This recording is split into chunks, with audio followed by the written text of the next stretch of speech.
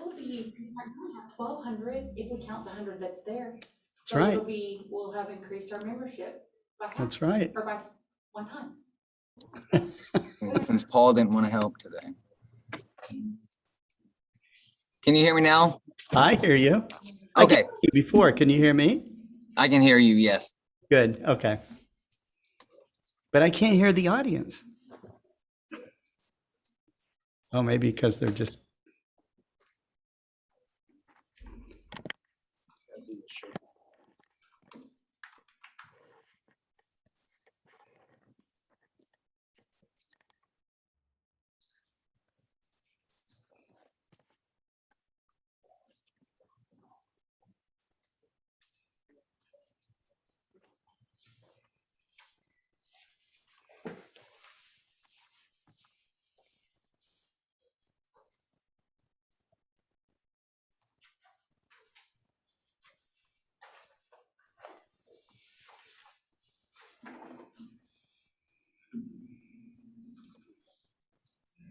GIF. Yeah, I tried again. Well, got to make do with it. I'm ready when you are, boss.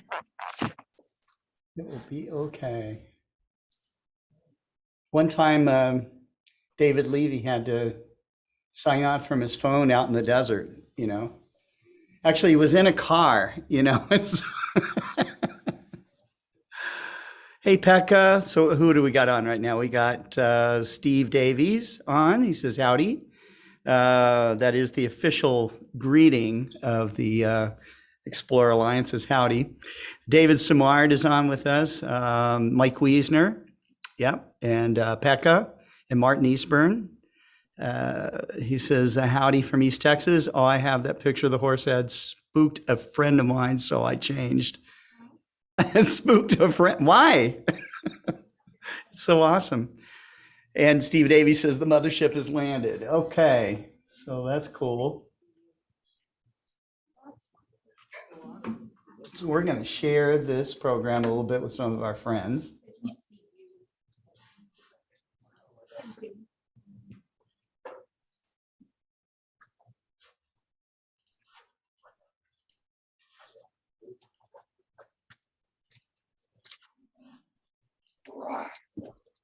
The Facebook Astronomy Club.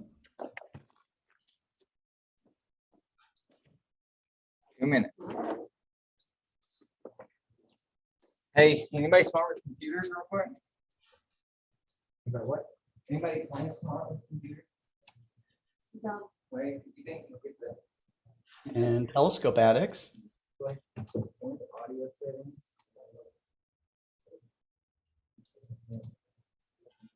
So I'm gonna get Addict has 51,000 members. That's pretty good.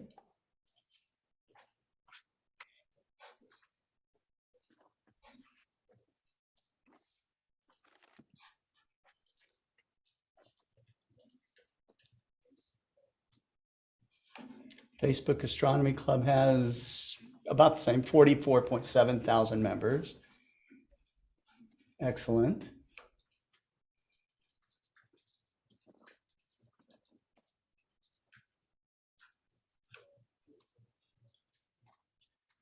Astrophotography enthusiasts of 3,000 members. Hi, all right. Yeah.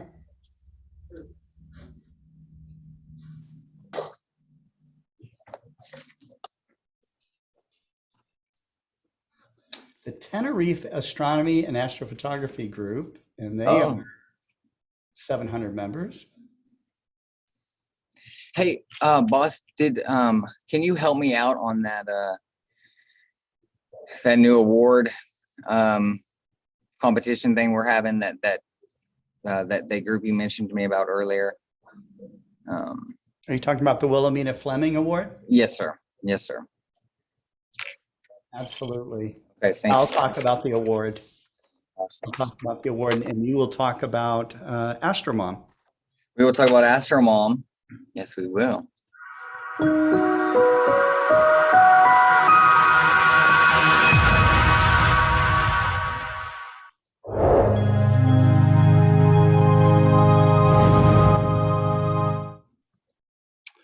Well, hello, everybody. This is Scott Roberts and Ross Ferguson, he's there somewhere. Okay. He needs to tilt his camera. Whoa, whoa, boss. Sorry, I was sleeping. You're sleeping, huh? Yeah, there was a big. Well, There's a big sleeping pill at your desk. we're having a party, and I had to cut away for a second and get a little bit of sleep. But I'm back. I guess. Is it 4 o'clock already? Oh yeah, it's way past 4 o'clock. Oh. Oh man. Okay. All right. Well, passengers. Welcome to station WEFUNK. We Funk, better known as P-Funk, or deeper still, the Mothership Connection. And I have to blame this party on Mr. B. He pulled his boat right upside our ship, and he just got a bunch of people on board. We've been having too much fun. People thought the show was getting serious, and we took off. Taking off is scary. You don't know if the engines are going to explode. We made it through the satellite dishes, and now we can relax a little bit. The Parliament Funkadelic Mothership party can begin. And so I've had just a week of working on a lot of different things, and so many things have been happening. And all of these shows, okay, I was watching that 45 by 45 degree Captain Roberts that you guys had, I think just a week ago or thereabouts. Yeah, it was last Saturday. That I know it's still on YouTube, so I definitely recommend anybody, if you haven't seen it, that is definitely worth your eyes. It was awesome. I got to have a lot of fun watching it. I didn't get to see the whole thing, but that fear of the takeoff was really brought apparent to me this week. A buddy picked me up, and I'm just going to call him Mr. Not Available, initials NA. And, Mr. Nah, he picked me up in a very nice car, and he was just going to drive me around and show me his car. And he's definitely aboard the mothership. He's just aboard the mothership of very fast, nice cars. And this is a different mothership. We are, it's hot. I was dancing really hard, guys. I'm sorry about that. So yeah, we are on a different mothership than the mothership of very fast cars. And I wasn't really prepared for that mothership, but he was driving fine. It was a Porsche. It was taking those corners really nice, really fast, and he didn't gun it too much. And then we got to Devil's Den. We hiked around a little bit, and it was time to go back. And on the way back, we had been talking about a lot of things, and he did test fire on the engines, and it was I wasn't sure if that was really going to take off. I got on board, and I wasn't sure if the mothership of really fast cars was going to take off. You don't know when the mothership's going to take off. There's not a countdown, unlike NASA. No one's really going to count us down. And all of a sudden, I thought the mothership of really fast cars was taking off, and I said, "No, please, you don't have to do that. You don't. This is not my ship." And it goes, okay, it slows down. And I started to feel okay. Like I get refreshed. That was just a test fire. The ship wasn't really launching, or so I thought. And then, oh man, he sent it up there, and I lost it. The fear of the mothership of really fast cars was put into me immediately. And thankfully it was those Teslas, they can shoot up and they come right back down. And he let his foot off the gas right as the tears started coming down my face, and it was incredible. But that's not my mothership. I'm glad to be back. They're welcome to the party, and so are all of our passengers. Passengers, I'm going to try. Well, I will tell you about what has been happening this week, and it is incredible. We are going through, and we wanted to do, these first steps, and Noah and I have been talking about it, and we've been trying to make it simple. And there are all these shows, Astro Backyard, and there's all these other great avenues of where you can learn how to do these things that I can't even do that well. I'm just, I'm really, Captain Roberts, I'm sorry, I'm here. This is the real reason I'm here, is for these parties on the mothership. Oh, is that what it was? Yeah. George Clinton was there. Is that you're partying down with that dude? Well, that's what we're going to try to do. The mothership said it was going to take us back to 1978 to the Capitol Theater. We'll see if she takes us there. That's our fingers crossed. But yeah, I love putting up the sales is great, but now everybody can just relax. We've learned a little bit. We definitely want to take those photos, and some of us still have DSLRs, and the Explore Scientific said that's okay. That is okay. We've got a filter just for you. It came in stock. I'm not sure it's 77 millimeter dark sky filter. This is going to go right in front of your camera lens, and you are going to get the awesome Milky Way shots that all of us love to see. And I know, well, for me, Captain Roberts, my Milky Way shots are my mom's favorite. She likes seeing something to give it perspective, the land, the trees, something else in that picture that she can kind of grasp onto, and the first steps of astrophotography aboard the mothership. And I was thinking, we had to throw a party because this is so awesome that all you guys are here. Is Beatrice here today, Captain Roberts? I hope Beatrice is. Oh, hello, everyone. Happy Friday. Just arrived at home. Oh, well, did my screen go off? I am out of the screen. That happens. Now you're back. Okay. Well, all the passengers and some of the crew members had said that I'd been playing the music too loud. No one was able to get any sleep, and I just got a few minutes of it. And we've been playing the music loud here on the mothership.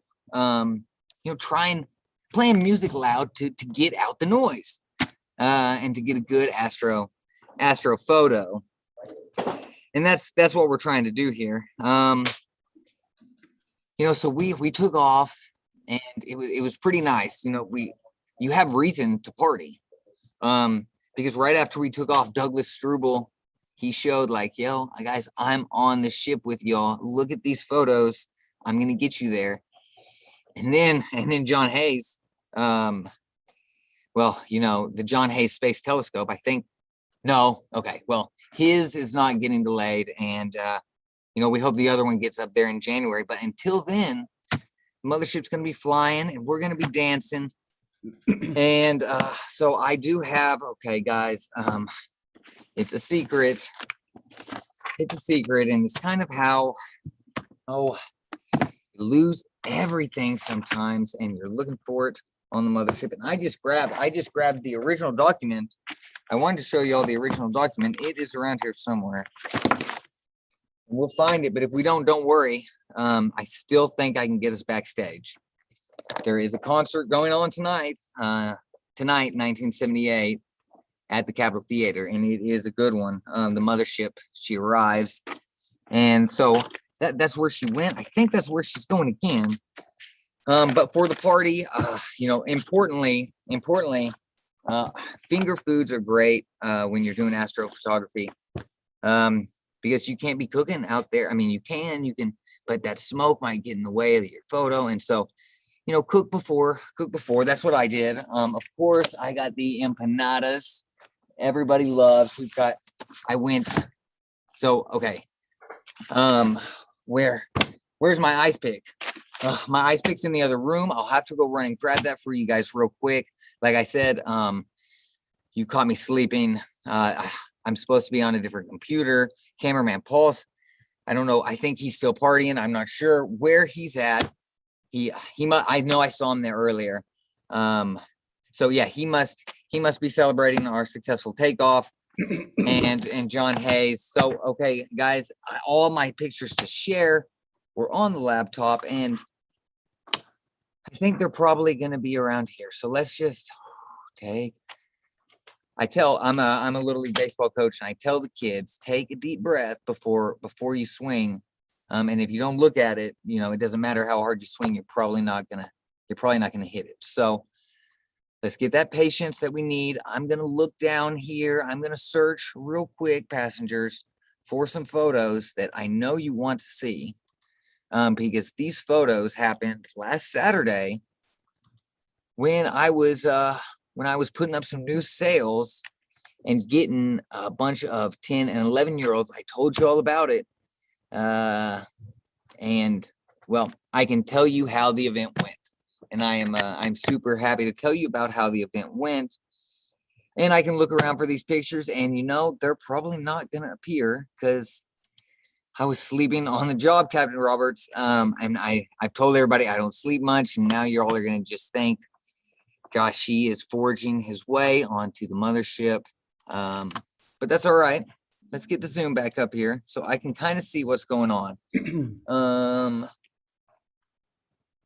And we are doing our best. When I was partying and I didn't know you guys were going to be here. And the party was for Mom. And so it was going to be a good one, I thought. And I still think it's going to be. I still think it's going to be a really good party. Whenever I can find my zoom and get it to come back up here and see. There's the captain. I can see the captain now. Okay. Well, yeah, guys. I know you are here to see astro photos and to learn how to take pictures, and that it would be great if I could show you that. But part of astrophotography is having fun. Getting the noise out is a lot of fun, and to just show. Well, to get to be real with you guys and to get to do some dancing.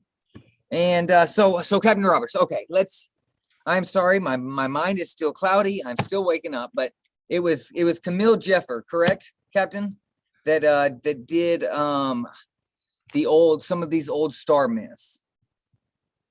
Was it, am I pronouncing on the 45-degree party? There was a guest on, I think his name was Camille. Jeffer. Kareem Jaffer. Kareem Jaffer. Okay. Kareem Jaffer. You see, I don't even have my notes today, guys, and I'm live, and you're gonna see it's a much bigger deal here in a second, but we will be live and with the backstage pass. So, well, I logged in. I got the alert. Focus on astrophotography. I'm following that on Facebook, obviously, because that's the coolest Facebook group around. And they give you alerts when awesome shows like this come on. So the show came on. I had the opportunity. I clicked it on real quick in between being a dad and everything else, being a husband and everything else I got to do. But on Mom's show, it would be very drastic for me to complain because we all know who the real workers are. It is Astro Mom. Nancy, is that? I think her name translates to Nancy. But Astro Mom is what we got, and I can find it right here online. But if you go to Instagram and do Astro Down MOM, you're gonna find her. And understandably, Astro Mom is very busy, and well, I talked to her last night, and she said, guys, I can't come to the party. She needed to get new shoes, and I said, hey, your shoes are fine. I wish you could see mine, but I didn't even get to change mine yet. And I'll show you my shoes here in a second that I brought for the party. But we're all ready. I mean, you have seen Parliament Funkadelic at their parties. It really does not matter what you're wearing. We are not any future guests. No, like we are partying. We are not going to judge you. We are just going to judge your photos. And we know that's what you want. We know you do want that because we all want to get closer to getting that perfect shot. So one of these days I will find Astro Mom over here on Instagram, and I will share something, and you will get to see. There it is, Nancy. I was correct. I was correct. So let's go to an attempt for sharing a screen. Guys, thank you so much. You know, you could have gotten to the party and said, oh my gosh, this is too out of control. I know the cops are coming to this one. And you could have left immediately. So I appreciate y'all sticking around. Here's Astro Mom, an amateur astronomer, landscape wildlife photographer who loves learning and sharing and seeking to inspire late learners. Well, Nancy, cool. Astro Mom, yes. I am quite a late learner. Well, it was 32 years old before I got my first telescope out of a store. Putting on a half breast finder scope from the pawn shop, a DSLR from the pawn shop, trying to be hip. So I know where you're coming from, late learners. It took me a long time to learn anything, really. But okay, so here's some of her photos.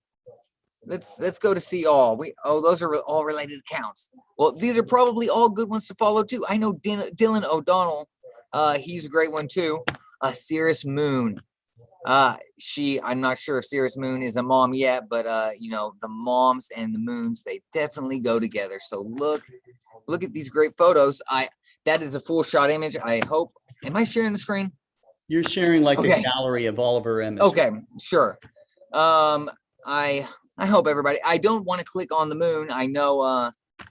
We don't want to get any copyright infringements during a successful party. We do know though we are capturing the moment, and that's why you want to be live to these shows, passengers. So tell me some backstory. How did you find Astro Mom? Well, continue. It's gonna ask for my password now. Well, Astro Mom, I found her.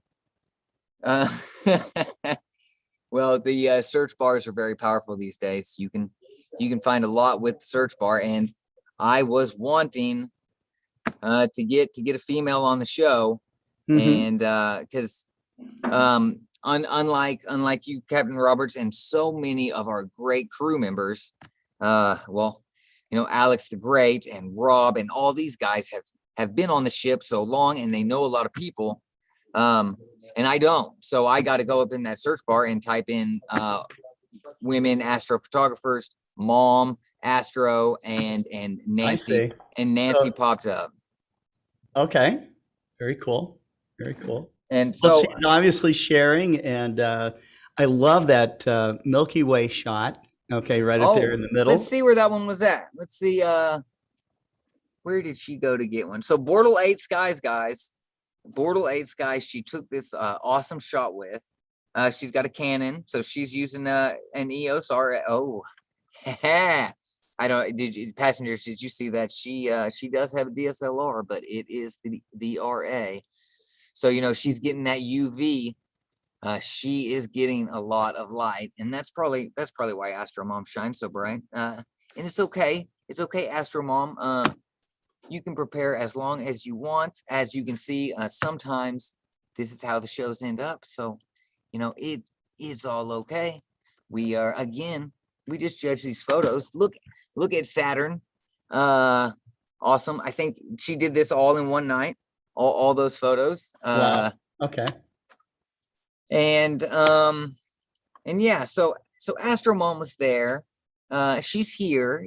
She's not logging on, but she's on the ship, guys. She's on the ship, and you'll get to see her. I'm sure you'll get to see her or message her. She might even like that better. Say message, hey Astro Mom, I saw your awesome pictures. Let's check out that Andromeda. Andromeda. Shot. Okay. Yeah. And hey look. This was from 7 weeks ago, just about the time our ship started shouting out, to say, hey, we're taking passengers in. Keep looking up the hashtag. So let's have fun, guys.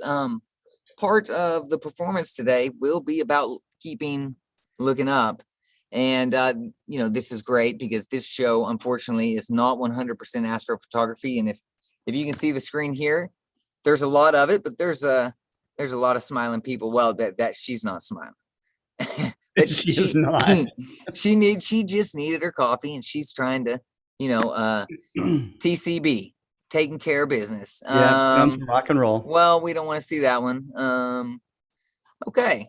Sometimes when you use the search bar, as we know from Google or anything else, you get unexpected results. And I tried to flash through that one really quick. We are for the moms right now. We are not. This show is not about the senoritas. So, guys, Astro Mom, we are so grateful for all the work she's doing. All the moms of the mothership, we really are grateful. Kareem, he talked about a lot of these northern circumpolar constellations and stories that go along with them. Right. So Nancy's watching the program right now. Well, Nancy, I'm here. This is me. Hey, Nancy. Yeah. So let's go back to her gallery. Let's go. Okay. Well, Astro Mom, this is a great shot, Miss Astro Mom, of you got of all these great galaxies. Yeah. Now that section right there, I believe, it's flipped from like the famous 1923 shot of the Andromeda Galaxy that Edwin Hubble did, but his shot is very similar to this one because he's capturing kind of that inner part of M31. And it's where that region, I think in this particular shot, it'd be kind of in the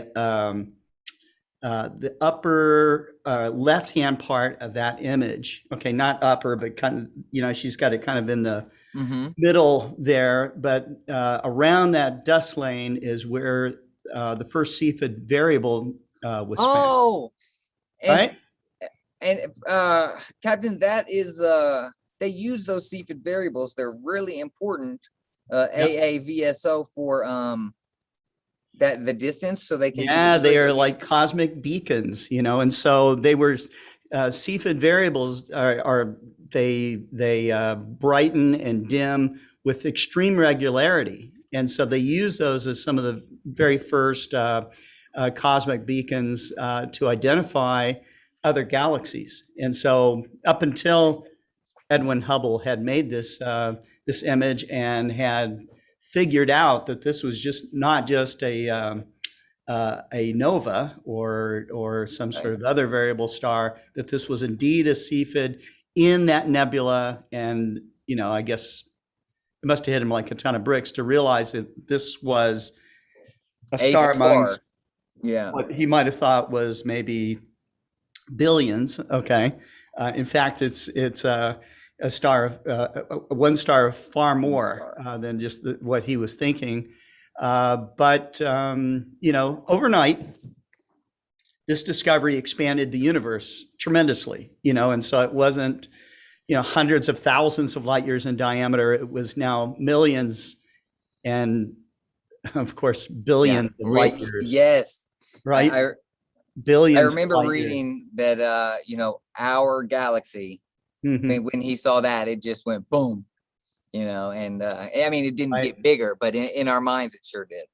There's a great book about it written by Dr. Timothy Ferris called The Red Limit, and it recounts this discovery and many other astronomers working to, where eventually, they all intersect and they start to realize that, wow, okay, the red limit has to do with, it's a reference to the redshift that astronomers see from something receding from us, okay, where hydrogen lines or all the elements that are seen in galaxies are shifted towards the red.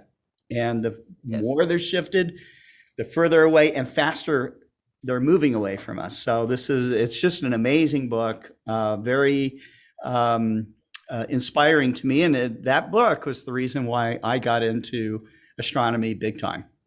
Really, I felt like, it was like a light had turned on for me about this. And so I love that image that you have there, Nancy, and it's very cool. So let's go down to, let's look at that moon image there with clouds. I The think that's clouds. beautiful. Yeah.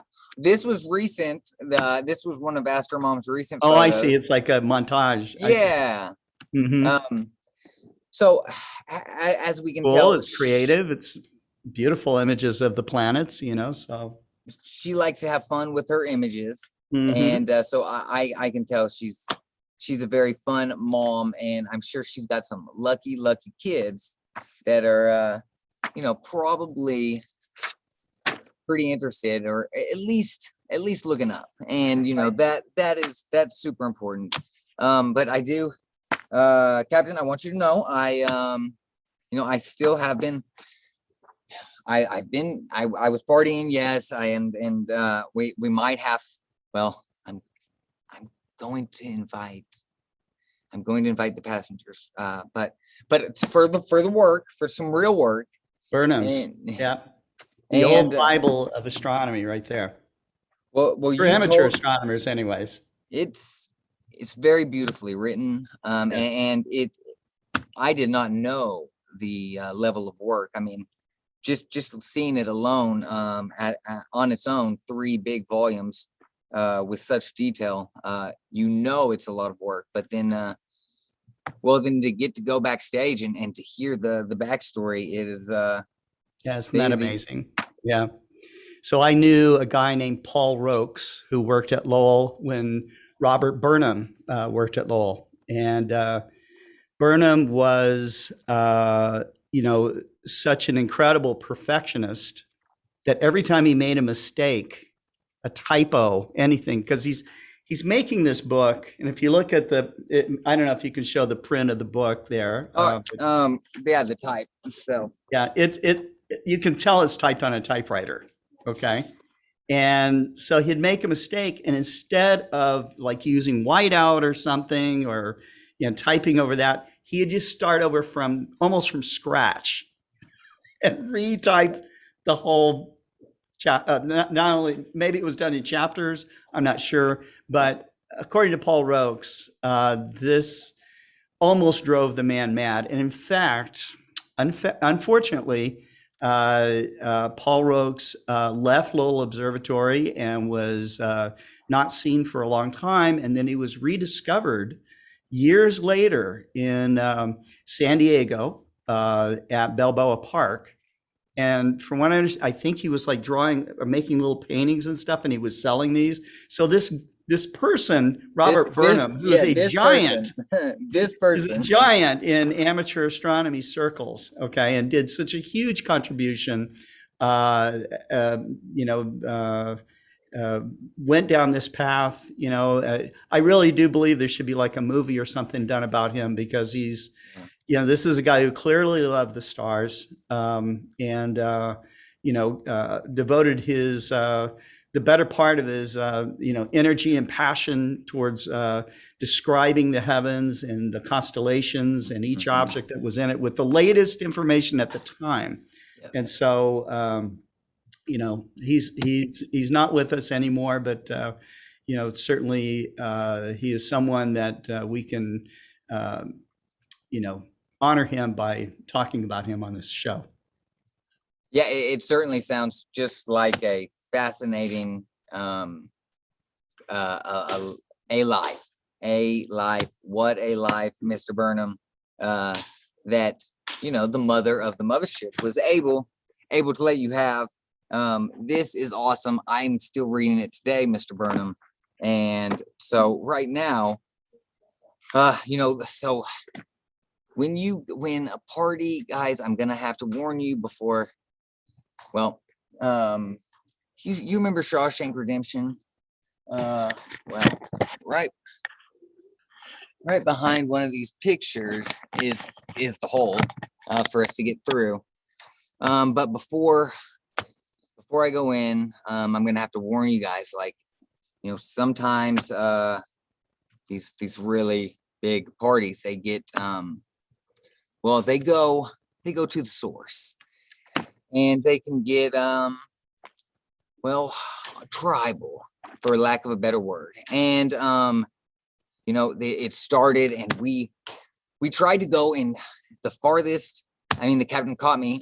We were obviously making too much noise. It's kind of cold over there. We're really trying to get that sensor noise down during the party, and we've got the music playing, and you know, it can get kind of tribal, and we have to go back to the beginning to have a really good party. And that is why this is for the mothers, the mitochondrial mother of the mothership. We are looking for our mitochondrial mother, and I think I found her. She was at JJ's, and well, we just hit it off. My very first day I came into work, and she's super awesome. And I know Beatrice, I know that you've seen a lot of good photos, and what you really want to do is, you know, find out how to get backstage, see some more of our crew members, and see how incredible all these people are that are making the shift line. And so I do think we do have our mitochondrial mother of the mothership. We have gone back to the source. I mean, and this ship is an old ship we're flying on, guys. In one of the back rooms, I can't tell you where, but it was in the Altiplano. It was in the Altiplano, and well, if you watch Ancient Aliens, they might say it's from there, but I'm not sure about any Ancient Aliens, but I am sure those stars were up there, and I'm sure there were probably some mothers around. And so I found this crazy cup, and there's a snake on it. And then I just flipped open Burnham's book, and it was on the serpents. And so here's a little bit of the science I did, because the source code creator, Mr. Hubble, he told me, like, yeah, our passengers, they want to have fun. All right. If you're not going to be the guy that teaches them how to perfectly align their mount and get that DSLR photo, you know, you're going to have to give them something. And we can't give you that perfection, because we like this from Burnham. It was almost perfect. It was perfect enough for me. So I'm going to read to you about the W star in Serpents. And then next week, because as the captain just told us, this was the best knowledge available, around 1978, the time of the Capitol Theater concert with Parliament Funkadelic. And so let's see what Mr. Burnham wrote about the W star in Serpents right around that time. Well, it's right on the border, passengers. If you want to find this star, it's right on the border with Sagittarius, and it's about 3 degrees southwest of the great nebulous cluster M16. If you don't know where that one is, you can certainly Google that. You might not be able to Google W Serpens, but Google M16 and look 3 degrees northeast. And W Serpens was discovered by Miss Mother A.J. Cannon at Harvard in 1907 and cataloged as an eclipsing binary system with a period of about 14 days. You know, it's kind of like, all right, there it comes around, and the star comes around, kind of like our moon, you know, 14 days on, 14 days off. We're finally getting that mother's new moon. I'm excited about it. Hopefully it will stop raining. But the rain is why we're able to party now, because well, Sailmaker got to sleep. And so yeah, it was first identified by the mother from Harvard, and that is also like this one awesome new award that we're gonna talk to you about very soon. But I got to get the science out of the way, guys. I know sometimes it can be tough to get through the science, but in 1927, W Serpentis has displayed changes and irregularities which can only be described as weird. I think Burnham meant funky. We're going to change it to funky. Not only are there 2 secondary minima between the primary eclipses, giving effectively 3 maxima, but the light of the whole system shows irregular changes, and the depth of the minima varies unpredictably. Were it not for the well-defined primary minima, it is doubtful that this star would be considered an eclipsing binary at all. In addition to the eclipsing components, if this interpretation is correct, at least one of the stars must be intrinsically variable. And there was an early study of the spectra covering a 9-year interval by Dr. A.H. Joy of the Mount Wilson, and we all want to go there. And that's why I got to get my ice pick, guys. But we can get to Mount Wilson whenever you want to. We are prepared for that as well. And they found spectral features resembling a Cepheid variable, the spectrum varying from G1 to about G4. And I hope somebody knows what that means. And showing the sharp line C characteristic, one of the identifying features of the supergiants. The change in the spectral type is noticeably mostly near the time of minimum light. So when that light gets low, when it starts to get dark, it starts to get funky. And it's moving pretty fast. It's got let's see, their C characteristics, and they seem to approach the condition of emission. I mean, it might be about to emit. And we'll see next week. We'll see next week after this concert tonight. But it's right around there. He's got these beautiful plates. Let's see. This was from the Lowell Observatory, like many of these great photos Mr. Burnham was, and he knew all the stars in the sky, at least 3 books this big. And he was a pretty cool guy. And when I take you inside, you might see him. But we're really listening for the mother, guys. We are really listening for the mother. And so, what time is it? Yeah, it's time, guys.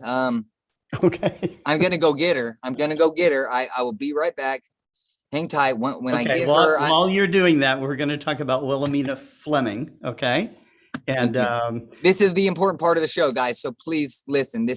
I'm so excited. I can't even begin to describe it, guys. Well, we believe it's important here. The Explore Scientific, as you guys know, we have teamed up a lot with the Astronomical League. They are a great organization, probably the world's largest federation of astronomy clubs, with I think over 300 clubs are part of that in their umbrella. And they have a tremendous number of individual members, over 20,000 members. And so we have been a longtime supporter of the National Young Astronomers Award, which supports high school kids getting involved in astronomy. We have been a longtime supporter of something called the Leslie Peltier Award, which recognizes a lifetime achievement in astronomy. But a new award that we're going to be supporting is called the Williamina Fleming Award. And if you've watched some of the programs where Terry Mann and Chuck Allen have talked about this, it is an astrophotography award specifically for women aged 19 and over. And so there's going to be several categories that will be available, and we're going to be talking more about it as our shows continue. But a lot of people don't know who Wilhelmina Fleming was. So one thing I can tell you is that she is the discoverer of the Horsehead Nebula. Okay, she was, I believe, from Scotland, comes over to the United States, and her husband, not a lot is known about her husband, but apparently her husband either died or she was abandoned, that's very sad. But she persevered and continued on working, and she accepted a job as a housemaid to start off with because she had to find work, and so she becomes a housemaid for an astronomer named Pickering. And Pickering eventually works with her, and she learns how to measure she becomes one of the computers, that were hired by Harvard Astrophysical Observatory and stuff at the time. I have a little feature that I found about it. I think you'll find it interesting, but we're very, very pleased, very proud to be the underwriter for the Williamena Fleming Award. And we hope that women out there that love astrophotography will enter. The recognition that comes along from the Astronomical League is great. And I think it's time to, it's long overdue actually to focus on women in science and women in astronomy.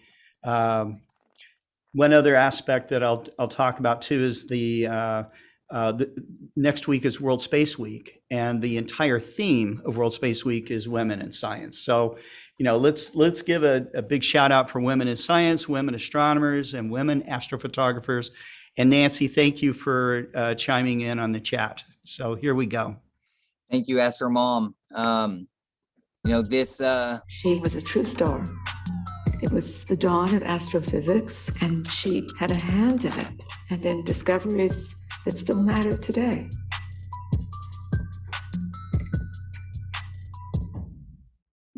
They say I don't act right. It's only like how I wanna live my life.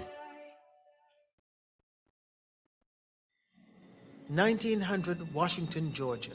43-year-old astronomer Williamina Fleming traveled from Boston to experience her first solar eclipse. They took a steamship and traveled by rail. It was a major undertaking. And the amount of equipment that they would have carted along, telescopes, clocks, photographic supplies. I shall always be glad that I have seen a total solar eclipse, simply as a spectacle. It is magnificent. Wilhelmina Fleming was born in 1857 in Dundee, Scotland. After her father died, Fleming started working as a teacher's assistant at age 14 to support her family. In 1878, at age 21, Fleming emigrated with her husband to Boston, Massachusetts. Unfortunately, there isn't much known about her husband. Some sources say he died. Some say he abandoned her, but she was pregnant. So that put her in a desperate situation, which explains why she would take a domestic servant's job. Fleming became a maid at the home of Edward Charles Pickering, director of the Harvard Observatory. But the Pickerings, recognizing her intelligence, moved her into the observatory and taught her how to analyze photographs of the heavens. They took long exposure photographs of the sky through the telescope, and stars appeared on the film that no one had ever seen. Observatories had traditionally been about ascertaining the positions of the heavenly bodies, but he was after the physics of the stars. What are they made of? Why do they look different? Questions that for a long time had seemed unanswerable. To support his new approach to astronomy, Pickering did something highly unusual. He hired women. When he arrived at the observatory, he found several women already working there as computers to calculate the actual positions of stars. And Pickering saw an advantage to it because women were cheaper than men and didn't need any advanced education to do the jobs given to them. None of the women at first ever used the telescopes. They just had to be good at math and willing. In many things, women's patience, perseverance, and method make her man's superior. Let us hope that in astronomy, she may prove herself his equal. Some women dared to harbor dreams of working in science, but they had a very hard time. Several of the women's colleges were just being founded, but there was active objection to higher education for women. Some people thought they weren't capable of it. Others thought it was harmful to women. It was felt that women didn't have the strength, the stamina to go out to telescopes and do observing, so they couldn't possibly be actual professional astronomers, but they turned out to be really gifted scientists in their own right. My name is Wendy Friedman, and I'm an astronomer on the faculty at the University of Chicago. When I started out, there was a big debate about how old the universe was. Is the universe 10 billion years old, or is it 20 billion years old? I'm known for resolving this debate, making a measurement of the universe, which is about 13.7 billion years. Over the course of my career, I've seen a lot of changes, from the development of high-speed computing to new telescopes to new instruments. I actually started out in the era where we used photographic plates in the same way as Williamina Fleming. In 1890, Pickering published a new catalog of stars. Fleming personally classified some 10,000 of them. Astronomers at the time were interested in taking spectra, that is, dispersing the light of a star into a rainbow, and making maps of the entire visible universe. So what Wilhelmina Fleming did was to look at the spectra on these photographic plates and recognizing that there were patterns. A great many women must have a similar aptitude for astronomy, and if granted similar opportunities, would undoubtedly devote themselves to the work with the same untiring zeal, and thus greatly increase our knowledge of the stars.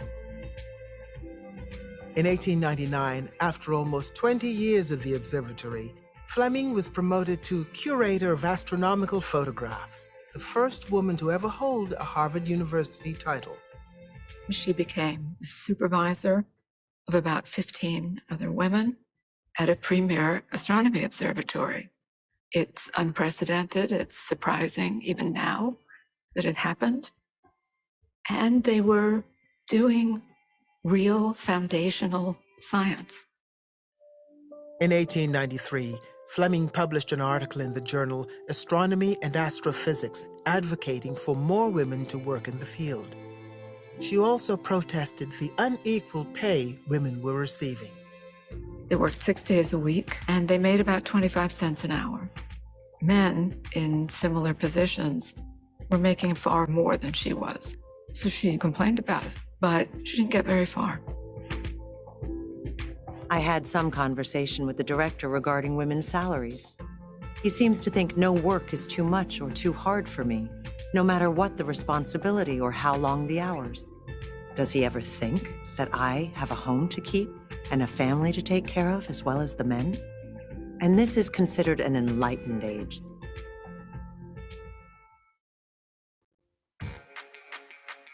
When I first started observing at the Palomar telescope in Southern California, women had been told you can't observe because there are no restrooms for women. For much of my career, I've been the only woman in the room. But I've had many opportunities to lead a major observatory, to lead this major project with the Hubble Space Telescope, the project to build the giant Magellan telescope, which will be an 80-foot diameter optical telescope in the Andes Mountains in Chile. One of the first women admitted to the Royal Astronomical Society, Fleming also won medals for her achievements. In her 30-year career, she discovered 10 novae, 310 variable stars, and 59 gaseous nebulae, including the iconic Horsehead Nebula. Fleming also recognized the existence of Earth-sized stars, later named white dwarfs. As a single mom, having put her son through MIT, she later died of pneumonia in 1911 at the age of 54.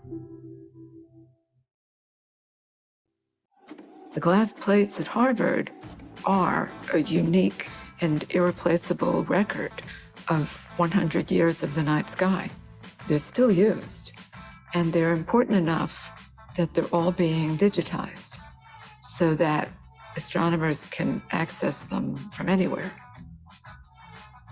To this day, we rely on the discoveries that were made by these women early on.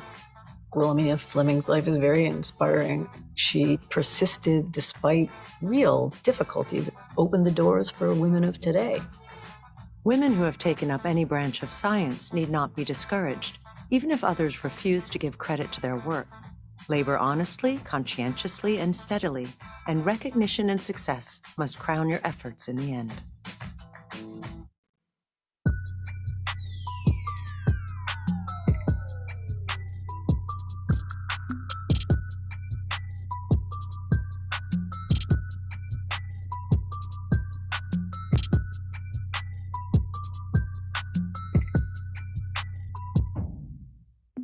They say I don't act right. Okay, are we, I don't think we're done, are we, Scott? Just with that video?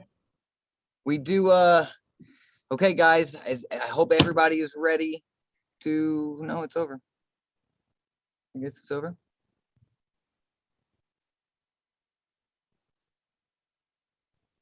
Well, if we are still here, if we are still live, I don't think we are.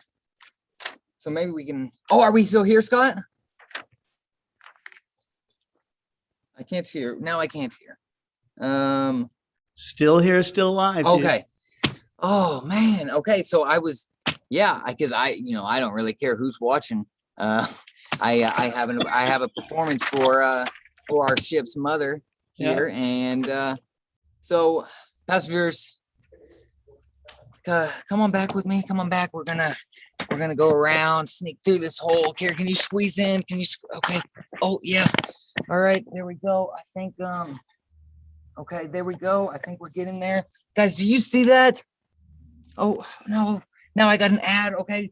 More tunnels to crawl through. There we go. Okay, yeah, you can hear it. You can hear it. I think you can hear that music now. Let's see. That, guys, what is that? Guys, is that a bird? Is that a plane? Guys, is that a UFO? Oh, wait, let me listen a little better.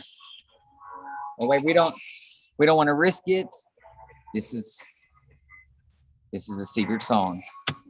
A secret song for the mothers from the funky Mothership. Oh, okay, whoa. And because it is pretty cool getting out under those stars. I know when I took these 10, 11-year-olds out, they found Jupiter and Saturn all by themselves. I had them compete with each other. First one to find it, first one to find that wins. I told all the boys wanted team high magnification, and I said, y'all are definitely going to lose. But they found it on their own. They found those cool planets. They saw those planets for the first time. And, what do they want to do after that? What does a kid want to do? They want to start running. They want to start playing. The kids, they see it, they get excited. And so next time we're going to have a special running, playing under the stars area. It is really cool. But I encourage you, your 10, 11-year-old, they can take one of our scopes. You put them in a competition with their brother and sister, and they will, what? Oh, sorry, guys. Sorry. Well, you put them in, they will make it happen. They will find Saturn. Say first team to focus wins first. First team to focus first wins. And that's what we did. We had an awesome, okay, I don't want the live stream to get cut. Space, people, this is who we're singing to, the mother, Astrophotographers. Space, people, Astrophotographers, space, people, Astrophotographers, space, people, Astrophotographers. This for you, mama. This for you, mitochondrial. What? Do you hear that, guys? Is that? My mom is calling. She's not. How did she know? How did she?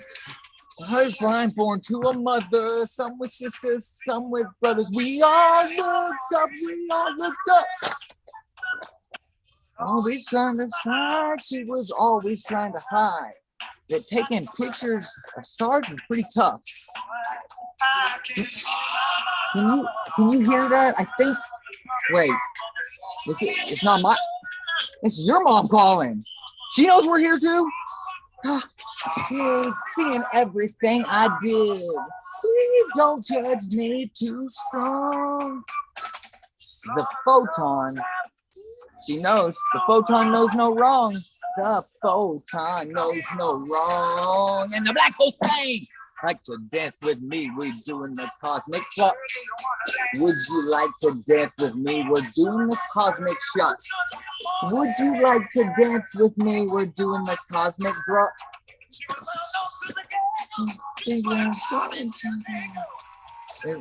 Come to see that Milky Way, you know. She was surely trying to hide the fact that taking pictures of the stars is really tough. Nah, I know she's calling now. I think, guys, she's got to be here. Mom is at the party now, guys. So the kids seeing everything I did. Please don't judge me too soon. The photon knows no wrong. The photon knows no wrong. The photon knows no wrong, Mom. We've probably already been cut from the live streams. We're just, you know, it's all forged. Everything. It's all a lie. It's all. She's not the real mitochondria DNA. I don't know.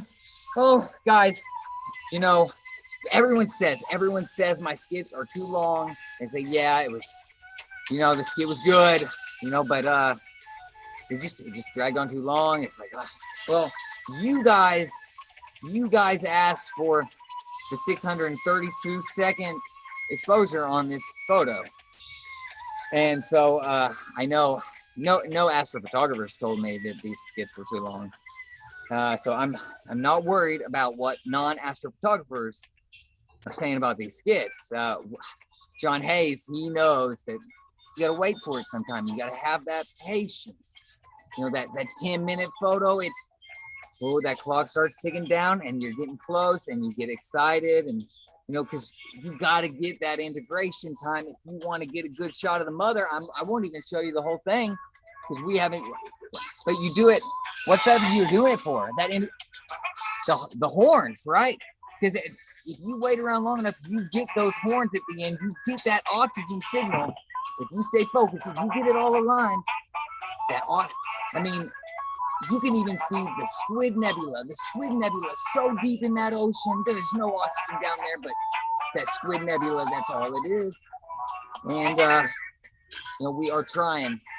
We will take the time. We are going to get that ionized oxygen, that Marcel Drechsler oxygen up there from the stars. I mean, this is the party. You guys, thank you for coming. I hope the party's good. I'm sorry we couldn't do Pix Insight today, guys. I'm so sorry we couldn't do Pix Insight today. And I'm sorry, it's too long. It's always, I mean, you all are probably bored now. Like, you probably don't like this song as much as me. Everybody's been hearing me listen to it for a week now. They know what's happening next. They know, look, she is so excited. He is so excited because they know if you take your patience, if you have that perseverance, then right, you're gonna get, where are they? I thought I took another picture. There was no oxygen signal. I need more time. Where was it? There it is. There's that horn. And so guys, we told you the integration time is worth it to get to see the mother of astrophotography. Christina, thank you so much for coming on board. You are a star and the best we got here. See you guys. I'm going back to the party. Captain, I know I want you here too. So just, if you have another show, just tell him you can't do it. Parliament, we got the backstage pass. It's all forged. You might see even on the bottom, it says invalid address. That's just a coincidence. I wrote on here, that's not real. It's all fake. So I don't know. But that performance was real, guys. And hopefully we captured the moment. Take some pictures. Share with me share with the captain what song you want me to perform next week. We're gonna try maybe 2 more without getting cut off. Those AIs and Facebook and the other places are smart. We'll see that. 1978, guys, it was a good year. Thank you, Captain Roberts. Okay. All right. So Ross, thank you, everybody. Thanks for watching the program tonight. You guys have a great weekend. We hope it's clear wherever you are, and that you dig out your scopes and your cameras and you make some great images tonight and tomorrow night and the next night. And if you guys want us to show your work, you can just send it to Explore Alliance at explorescientific.com. We'd love to comment on it. And until that time, you guys keep looking up, and we'll be back with more programming on Monday with How Do You Know? Tuesday, we've got the 66th Global Star Party, where we will be celebrating cosmic beacons. It is the anniversary of the discovery of the Cepheid variable in M31. And Nancy, thanks for chiming in the chat here. And all of you, Pekka, Beatrice, Tarek, Martin, Steve, all of you who are watching. I know I'm missing some of you. Chris Larson, Jim's Astro. So thank you all for watching. And we'll be back as soon as Monday rolls around. Take care. Thank you, Captain. Oh, we did it. We did it. Thank you so much for being part of it.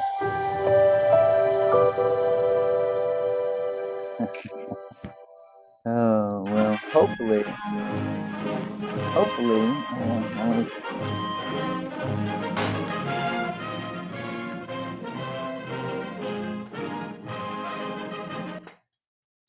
Hi friends, Vivian White here from the NASA Night Sky Network, and I just want to invite you all to join us for the Global Moon Party happening October 9th from 3 p.m. on, that's Pacific time, 6 p.m. Eastern time.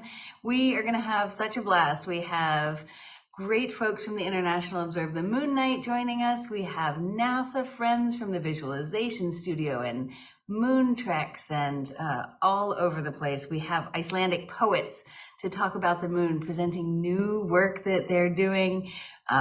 Space agencies from around the world will join us, and we hope you will too. Please get the word out. Let everyone you know who loves the moon know that we are kicking off the International Observe the Moon Night this October 9th. See you there.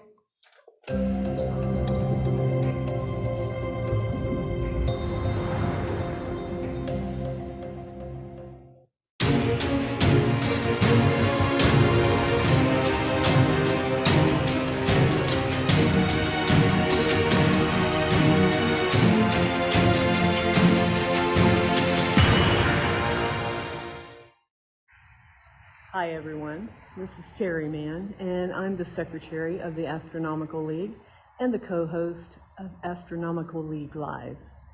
We have a special event coming up on October 15th at 7 p.m. Eastern Daylight Time.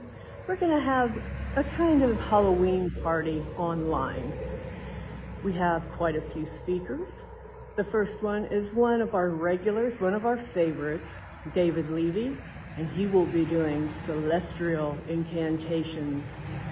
Next up, we'll have Mary Stewart Adams, passing between the worlds under October skies. We've also got Astro Bob, black holes where matter goes to die, and Molly Wakeling, spooky nebula of the night, and John Goss, the master of lunacy. And we do expect that name to stick.